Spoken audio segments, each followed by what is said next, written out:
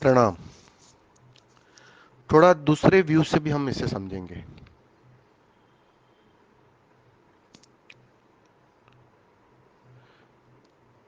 जितना हमारा कर्ता होना सघन होता है, जितनी डेंसिटी में हमारा कर्ता होता है, मतलब अहंकार से भरा, मैं ही कर रहा हूं, मैं ही स्वस्थ हूं, मैं ही बीमार हूं, ये जो मैं है जितनी डेंसिटी से भरा है उतना कर्ता घना होता है।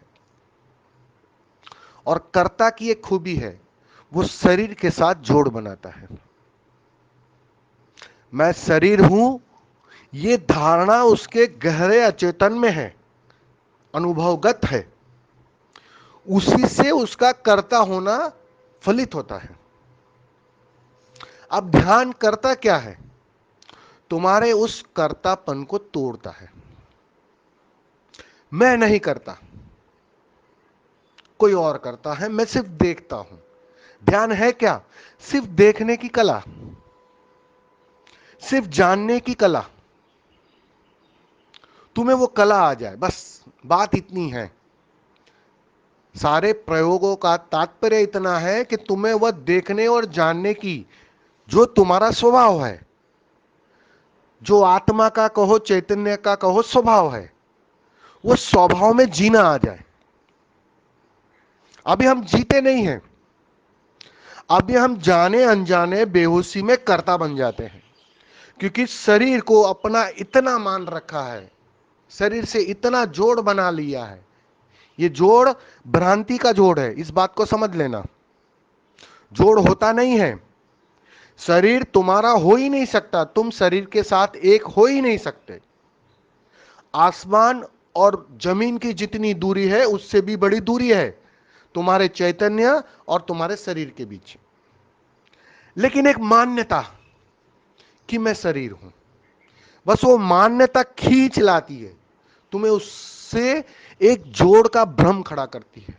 उसी का नाम अहंकार है, जो वास्तव में होता नहीं है, लेकिन एक भ्रम होता है कि मैं शरीर हूं।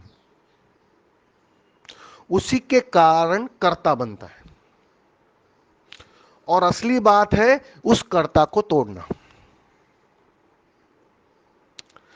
कृष्ण ने रणभूमि में अर्जुन की एक ही चिंता ली थी कि भैया अर्जुन, तू इस कर्ता के रथ से नीचे उतर, तू थोड़ा अकर्ता हो जा। अर्थात उन्होंने कहा तू थोड़ा ध्यान में हो जा, बस बात इतनी ही है। तू थोड़ा ध्यान में प्रवेश कर, तू अकर्ता हो जा। अकर्ता होते ही अर्जुन और तुम्हारे बीच एक दूरी बन जाएगी। फिर जो भी होगा वो मेरे माध्यम से होगा, अस्तित्व के माध्यम से होगा। तू नाहक बीच बीच में ना। बस इतनी सी बात कही है। सारे गीता का सार इतना सा ही है। बस उसी सार को अपने जीवन में तुम्हें लाना है कि कर्ता को जितना हम तोड़ पाए, और कर्ता को तोड़ने की विधि है ध्यान। ध्यान से तुम्हें देखने की कला आती है और कर्ता टूटने लगता है। और एक दिन परिणाम आता है कि तुम देखने में माहिर हो जाते हो, सिर्फ देखने की आदत सघन हो जाती है। अभी करने की आदत है, बस उस करने की आदत को तोड़ना है। एक समय ऐसा आएगा फिर देखने की आदत सघन हो जाएगी, फिर अपने से ध्यान सधने लगेगा, फिर शरीर से दूरी करनी नहीं पड़ेगी, अपने से बनी रहेगी, अचेतन से बनी रहेगी। और फिर सीधी सी बात है, शरीर से जितनी दूरी उतना मैं बीमार हूं उसमें भी दूरी बन जाती है, क्योंकि बीमार शरीर होता है, तुम नहीं। और जितना शरीर से दूरी बनती है, बीमारी की अनुभूति अपने आप तिरोहित हो जाती है।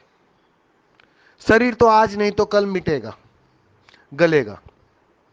50, 60, 70 साल, 80 साल वो अपने से गिरेगा, उसकी चिंता नहीं लेनी।